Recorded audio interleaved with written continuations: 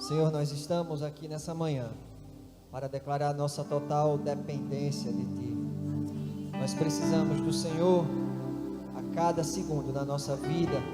Nós estamos aqui, Senhor, para ouvir a Tua voz, para ouvir a Tua instrução, o Teu conselho. Nós precisamos do Senhor em tudo. Nessa manhã o Senhor venha falar aos nossos corações, que o Senhor venha nos confrontar com a Tua palavra, fazer as mudanças necessárias em nosso ser. Obrigado, Jesus. Amém. Graça e paz para a igreja. Você pode se assentar e abre sua Bíblia em Romanos capítulo 1. E você deixa marcado Romanos capítulo 1.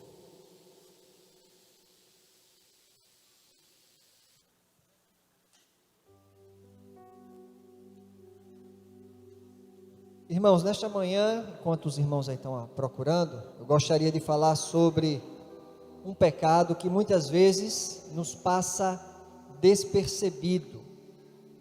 Eu me refiro ao pecado da impiedade.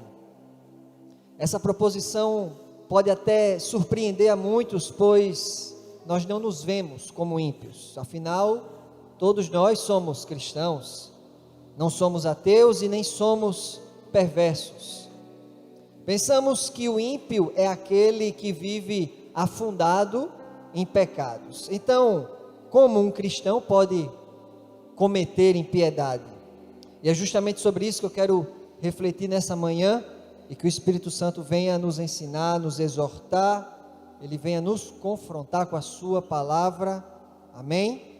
E a primeira afirmativa que quero pensar com você é: impiedade e perversidade não são a mesma coisa. Preste atenção nisso. Uma pessoa, ela pode ser respeitosa e justa, e mesmo assim ela ser ímpia.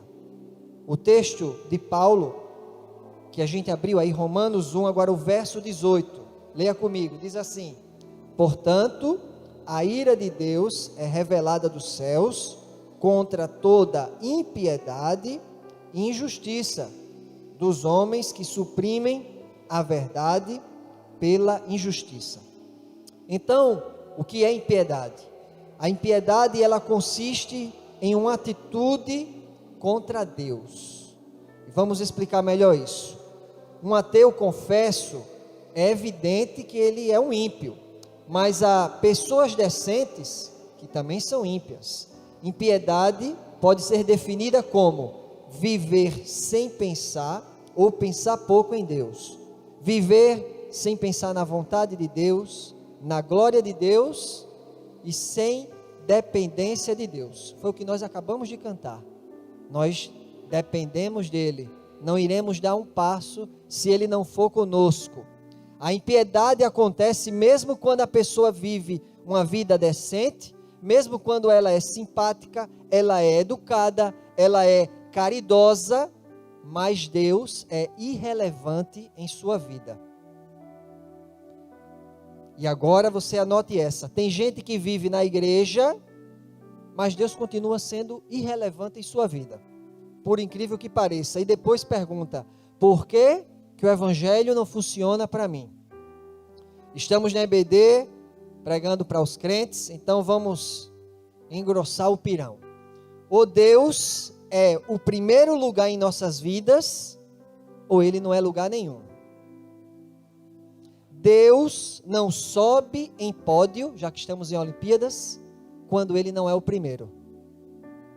Deus não sobe em pódio quando ele não é o primeiro. Impiedade é quando passamos o dia e não pensamos em Deus um momento que seja. Lamentações 3, 22 e 23 diz: graças ao grande amor do Senhor é que não somos consumidos, pois as suas misericórdias são inesgotáveis, renovam-se cada manhã, grande é a tua fidelidade. Irmãos, nós só estamos aqui agora porque Ele nos autorizou a vivermos mais um dia. Você já agradeceu pela vida hoje? ou ainda não pensou em Deus hoje, mesmo estando na igreja, precisamos levar em conta a nossa total dependência de Deus para tudo. Tiago vai nos dizer, Tiago capítulo 4, verso 13 diz: ouçam agora, vocês que dizem, hoje ou amanhã iremos para esta ou aquela cidade, passaremos um ano ali, faremos negócios e ganharemos dinheiro. Vocês nem sabem o que lhes acontecerá amanhã, que é a sua vida. Vocês são como a neblina que aparece por um pouco de tempo e depois se dissipa. Ao invés disso, deveriam dizer, se o Senhor quiser, viveremos e faremos isto ou aquilo. O que Tiago está dizendo aqui, não é que você não pode fazer planos. O que Tiago está condenando aqui é o fato das pessoas não reconhecerem que dependem de Deus para a realização dos seus planos. Planeje, mas nunca esqueça que dependemos dele. E também não é só planejar, precisamos discernir também a vontade de Deus. Abra sua Bíblia aí, Colossenses capítulo 1, vamos ler os versos 9 e 10.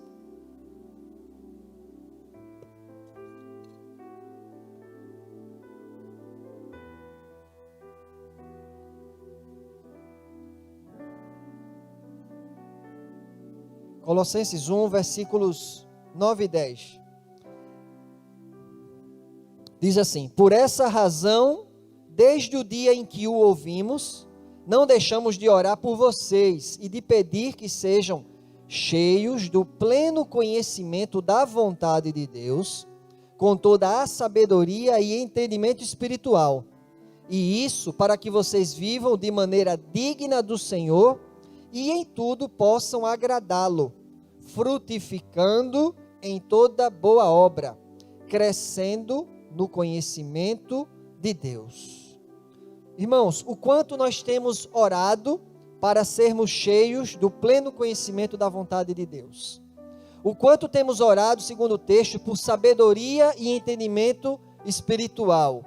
Nós estamos crescendo no conhecimento de Deus, estamos vivendo de modo digno do Senhor, de modo que o agradamos em tudo, frutificando, conforme o texto diz, em toda boa obra.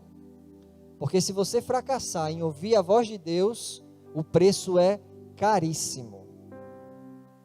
E aqui eu abro um parênteses com relação a viver de modo digno. Se um general, por exemplo, um coronel, né, temos aí o coronel Emerson, aí o coronel Luiz, trata mal, por exemplo, o coronel, o general, ele trata mal seus filhos, ele briga no trânsito, ele trata mal a esposa, ele é orgulhoso, ele é arrogante com os pobres, e de repente o soldado chega no quartel e diz: eu não vou mais prestar continência a você não, você é um cara arrogante, você trata mal as pessoas, aqui no quartel eu não lhe respeito mais. É possível fazer isso? Por que não é possível? Porque general, coronel, é uma posição. Quando Paulo inicia a carta aos Colossenses, Colossenses 1 e 2, Paulo diz assim: Paulo, apóstolo de Cristo, Jesus pela vontade de Deus, e o irmão Timóteo. Aí ele diz assim: aos santos e fiéis irmãos em Cristo que estão em Colossos. Ou quando ele inicia outro exemplo, a carta de Corinto, 1 Coríntios 1, versículos 1 e 2, ele diz: Paulo, chamado para ser apóstolo de Cristo Jesus pela vontade de Deus, e o irmão Sóstenes, a igreja de Deus que está em Corinto. Olha o que Paulo diz: aos santificados em Cristo Jesus, e diz: e chamados para serem santos, juntamente com todos os que em toda parte invocam o nome do nosso Senhor Jesus Cristo, Senhor deles e nosso. Preste atenção aqui, o termo grego usado para santos é ágios, e ágios refere-se não ao caráter de uma pessoa, mas o estado de ser. Podemos até perguntar, como é que Paulo chama de santos os irmãos carnais da igreja de Corinto? Justamente porque ágios significa uma posição. O que Paulo está dizendo é: vocês foram comprados por Deus, através de Jesus na cruz, vocês são propriedades de Deus, vocês são separados, reservados para Deus. Vivam à altura do chamado, vivam à altura da posição de vocês. É como se alguém dissesse a esse coronel, porventura, esse general mau caráter, dissesse assim: viva, general, à altura da sua patente, da sua posição, porque o senhor deve ser exemplo do seu pelotão. Você está na mais alta posição, mude a sua conduta, respeite a sua farda, esteja à altura das insígnias que você leva no seu peito. E Deus diz para mim e para você, Tito capítulo 2, verso 14, Ele se entregou por nós, a fim de nos remir de toda maldade e purificar para si mesmo um povo particularmente seu, dedicado à prática de boas obras. Irmãos, nós somos dele. Deus nos deu uma vida nova, nos purificou, nos chamou a uma vida reta e santa. Nós somos um povo, segundo o texto, particular dele. E Deus está nos dizendo: vivam à altura do chamado de vocês, vivam à altura da posição ágios, santos de vocês.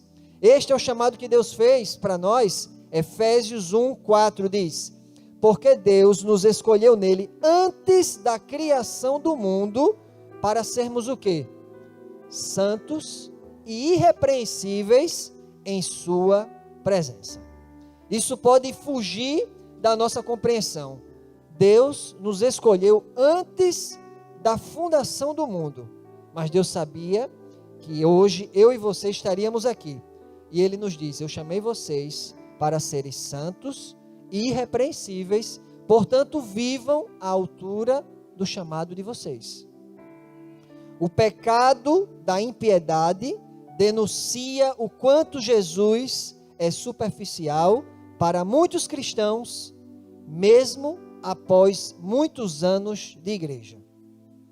E a verdade é que para muitos, Jesus é apenas um acessório ou um apetrecho da sua vida. Jesus deve ser tudo, irmãos, para nós, porque nele vivemos, nos movemos e existimos. Atos 17 e 28. E talvez essas verdades podem ser confrontadoras, mas precisamos parar de ser meninos espirituais, meninos emocionais, e que relutam em olhar para a sua imaturidade e às vezes fragilidade interior. Porque às vezes olhar em profundidade para nós mesmos pode até nos assustar, mas é tempo de nós crescermos.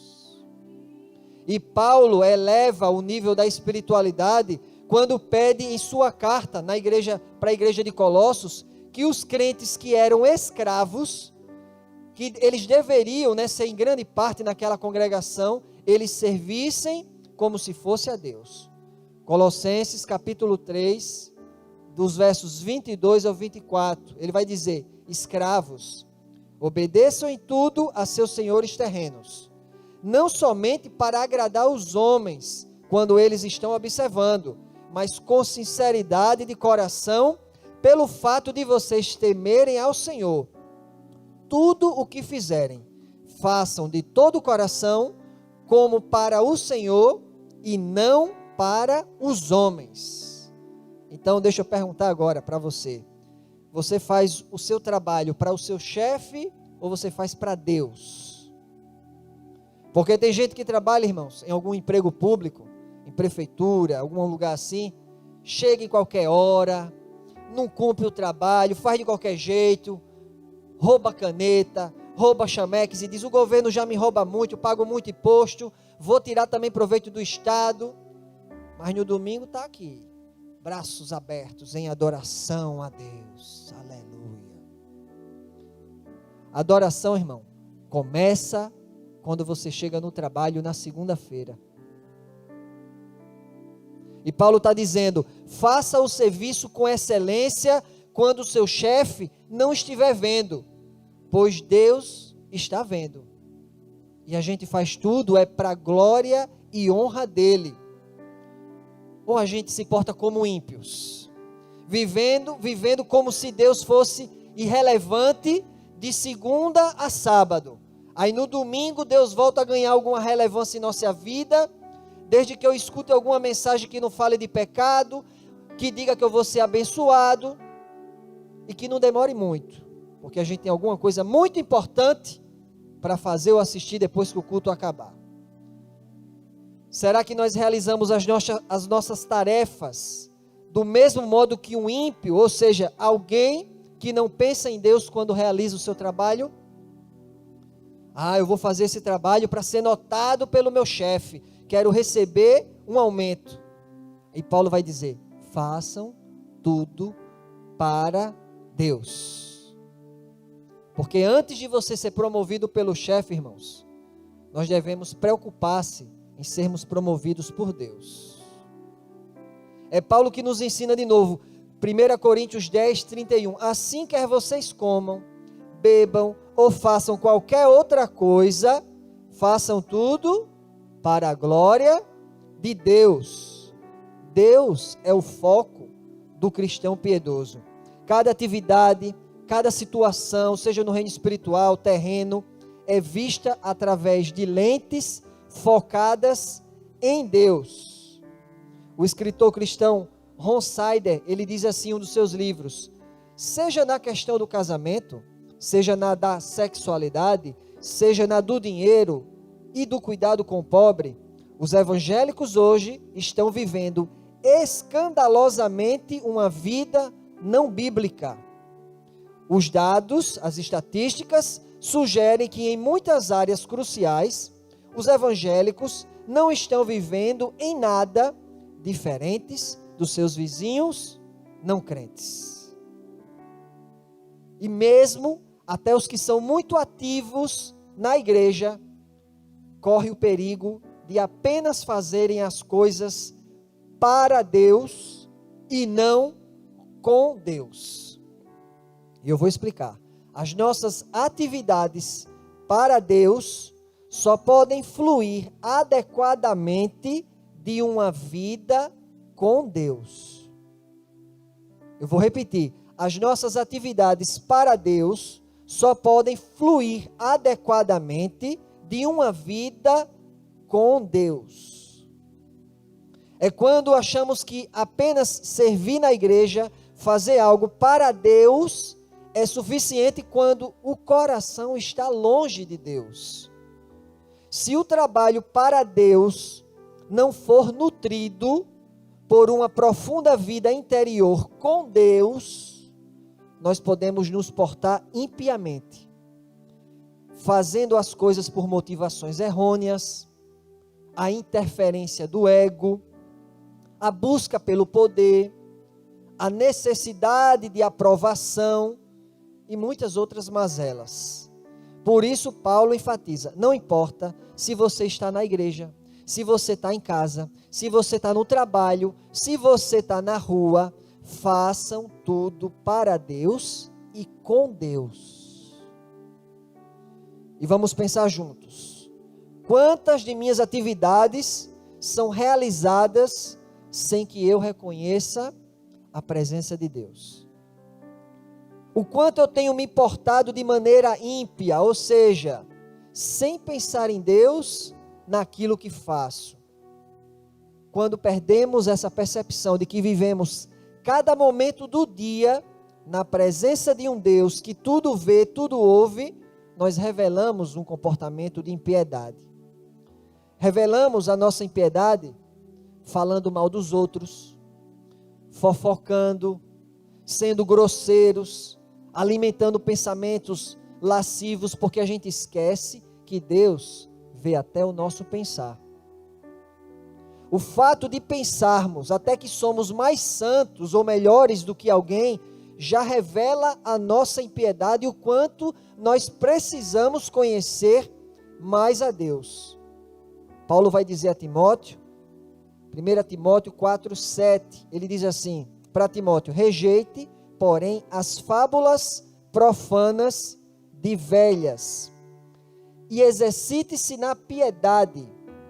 O exercício físico é de pouco proveito. A piedade, porém, para tudo é proveitosa, porque tem promessa da vida presente e da futura. Exercitar-se vem da cultura esportiva daquela época. Os atletas se exercitavam diariamente para as competições. Paulo usa esse mesmo contexto em 1 Coríntios 9, de 24 a 25. Ele diz: vocês não sabem que dentre todos os que correm no estádio, apenas um ganha o prêmio?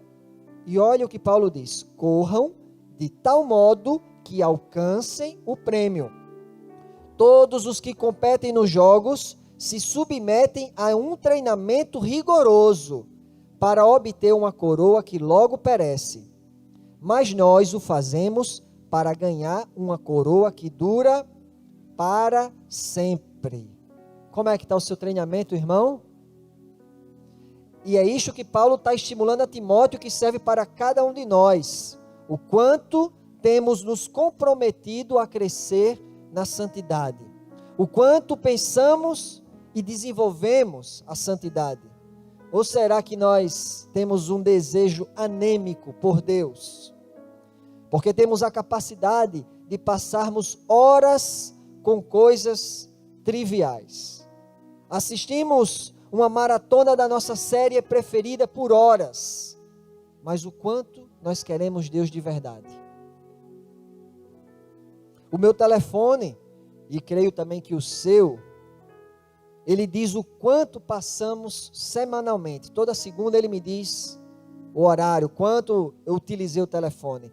E permita-me confrontar ainda mais a minha vida e a sua. Já pensou se nós passássemos esse mesmo tempo diário com Jesus e com a sua palavra? A Bíblia diz, 2 Coríntios 5:17, assim que, se alguém está em Cristo, nova criatura é, as coisas velhas já passaram, e eis que tudo se fez novo. E quando a Bíblia diz tudo, irmãos, é tudo mesmo. A nossa maneira de viver deve ser diferente. E isso aqui é importante também, porque a nossa maneira de pensar também. É por isso que Paulo fala lá em Romanos 12, de 1 a 2, ele vai dizer a necessidade da renovação do nosso entendimento. Para quê? Para que a gente possa entender qual é a boa, agradável e perfeita vontade de Deus. Se não tivermos a consciência de que vivemos diante de Deus em todo o tempo, se não pensarmos em Deus, como é que nós vamos entender, aprender e discernir as coisas espirituais? O nosso modo de pensar deve ser também diferente de alguém que é ímpio. Nós nascemos de novo para uma nova vida e ninguém nasce de novo para continuar sendo o mesmo, para continuar pensando da mesma forma. Quando o sangue de Jesus, ele nos limpa do pecado, não tem possibilidade da gente estar mais limpo do que isso. E quando o inimigo te acusar de um pecado do teu passado, na verdade o inimigo está te acusando de algo que não existe mais. Deus jogou no mar do esquecimento, segundo Miqueias 7:19. E Deus não volta para pescar pecado de ninguém. Se o inimigo te acusar de algo, você pode falar assim: essa pessoa não existe, ela está morta. Gálatas 2:20, já estou crucificado com Cristo e vivo, não mais eu, mas Cristo vive em mim. E a vida que agora vivo na carne, vivo-a pela fé do Filho de Deus, o qual se amou e se entregou a si mesmo por mim. E sobre essa questão de mentalidade, já que a gente está na EBD, vamos aprofundar um pouco mais. Eu vou usar aqui as palavras do pastor Jonas Madureira, que diz em um dos seus livros, ele diz assim: no jardim do Éden, o homem contava com olhos saudáveis para ver tudo o que Deus iluminava. Ele dependia tão somente da luz divina. No entanto, depois da queda, ele diz, a insuficiência humana não se manteve apenas como mera dependência da iluminação divina, mas para o nosso assombro e desespero, o homem passou a necessitar também da cura de sua cegueira. O que ele quer dizer é o que os teólogos chamam de insuficiência pré-lapsariana. Ainda bem que não tem nenhum intérprete, irmão de Libras aqui, Jesus amado, para interpretar isso aí. Lapso ou lapsus vem do latim e significa queda. O que ele quer dizer? Então, antes da queda, antes do pecado, o homem era sempre e sempre será dependente de Deus, ou seja, insuficiente. Precisamos de Deus para iluminar o nosso caminho e nós iremos precisar eternamente. Então, depois da queda, o homem, além de ser insuficiente, ele se torna cego. Depois da queda, a luz não basta, porque precisamos ser curados da cegueira que o pecado nos causou, da miséria espiritual. E isso agora é o que eles chamam de insuficiência pós-lapsariana, ou seja, após o lapso, após a queda. E agora, além de insuficientes, nós somos desprovidos de graças, nós somos miseráveis. E preste atenção nisso aqui. O homem, quando peca, ele não acertou outro alvo. Ele errou o único alvo que era disponível. E a desgraça do homem é não encontrar o fim que foi destinado a atingir, que é viver em comunhão com o seu Criador. E o resultado disso é que o homem tornou-se escravo de suas paixões e dos seus ídolos. E por isso, um dos efeitos da queda, eles chamam efeitos noéticos, é justamente a interferência no aspecto intelectual do homem. Nous vem do grego e significa mente. Quando é dito assim, efeito noético da queda, estamos abordando como a mente e o conhecimento do homem também foi atingido pela queda, atingido pelo pecado. E agora eu quero que você abra sua Bíblia em Romanos capítulo 1, verso 18 a 21 agora. Nós lemos inicialmente o 18, vamos ler agora Romanos 1, de 18 a 21.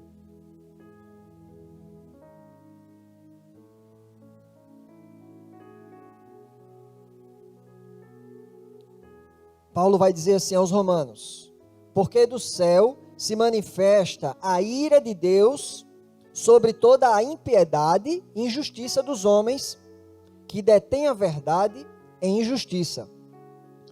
Porquanto o que de Deus se pode conhecer neles se manifesta, porque Deus lhe manifestou.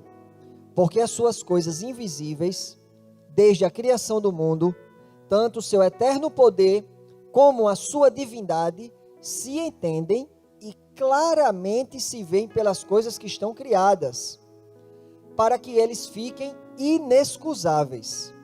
Porquanto, tendo conhecido a Deus, não o glorificaram como Deus, nem lhe deram graças. Antes, em seus discursos, se desvaneceram, e o seu coração insensato se obscureceu.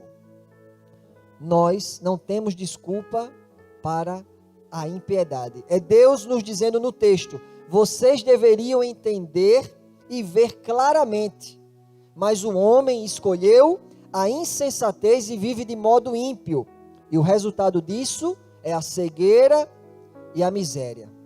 E para explicar isso, agora nós vamos para o direito. Quando uma lei nova sai no Diário Oficial, ela passa por um período que os magistrados chamam de vacatio legis, que significa a vacância da lei, ou seja, é um período que a lei é publicada, mas a lei não entra em vigor. Então, se alguém comete uma infração dessa lei dentro desse período de vacância, ele pode até ser advertido por não conhecer a lei no período vacante. Mas o indivíduo não pode alegar que não conhece a lei após esse período. Há uma expressão também no direito que diz assim: o direito não socorre os que dormem. E o que Deus está dizendo é a mesma coisa. Não se pode alegar que não conhecemos a lei. Ele está dizendo, a natureza, as obras de Deus, você pode ver a mão dele claramente, mas os homens decidiram viver de modo ímpio. Segundo o texto de Romanos 1, Deus fez conhecido pela sua criação e nós somos, portanto, inexcusáveis. Por isso, nosso maior dever e que deve ser o nosso maior prazer é o de conhecer a Deus mais e mais a cada dia. E nós teremos, irmãos, uma eternidade inteira para conhecer aquele que é infinito. Calvino diz assim: a palavra de Deus é semelhante ao sol, ilumina a todos a quem é pregada. Ele diz, mas não produz frutos entre os cegos. E o pastor Jonas continua dizendo, a ignorância quanto à miserabilidade humana ilude o homem a ponto dele acreditar ser possível encontrar o sentido da vida sem recorrer a Deus. Ele tenta ser feliz de toda maneira. E essa busca pela felicidade à parte de Deus é o que em teologia chamamos de idolatria.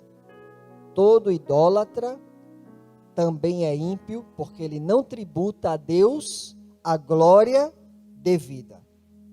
Achar que podemos viver religiosamente a caminho do céu, mas sem pensar, sem depender ou sem viver para Deus. Agora pense comigo sobre Romanos 1. Somos tão cegos que não percebemos Deus na sua própria criação, mas transformamos em deuses os próprios seres e objetos que o próprio Deus criou. A cegueira do homem é tão grave, você não percebe Deus na criação, mas transformou os objetos, os seres criados por Deus, em deuses. Esse é o cúmulo da miséria humana. É quando somos ignorantes em relação à nossa própria miséria. E nessa manhã, irmãos, eu espero que os nossos olhos estejam mais abertos, mais perceptíveis à nossa necessidade de vivermos na presença do Senhor. A equipe de louvor pode subir e eu vou finalizar com 2 conselhos de Paulo que já lemos. Primeiro conceito, Paulo diz, exercitem-se na piedade. E o segundo conceito, conselho de Paulo, corram de tal modo que alcancem o prêmio. Um homem piedoso é aquele que reconhece a soberania de Deus em cada milímetro da sua existência. Que Deus nos abençoe com corações iluminados por Ele e que nós possamos viver uma vida reta e piedosa diante do nosso Criador. Curve sua face. Senhor, nós glorificamos o Teu nome pela Tua palavra. Nós queremos, Deus, reconhecer a Tua soberania em nossas vidas e a nossa total dependência do Senhor. Nós queremos, Deus, pedir perdão pelo comportamento ímpio quando temos e passamos o dia, passamos semanas, quem passa muito tempo sem pensar em Ti, Deus, sem reconhecer a Tua majestade, a Tua glória, a Tua bondade, a Tua graça. Deus, que tenhamos corações mais perceptíveis com relação à Tua presença, com relação ao modo reto e santo que devemos viver. Que o Senhor assim nos abençoe, nos dando um coração reto e piedoso para vivermos em Tua presença. Amém.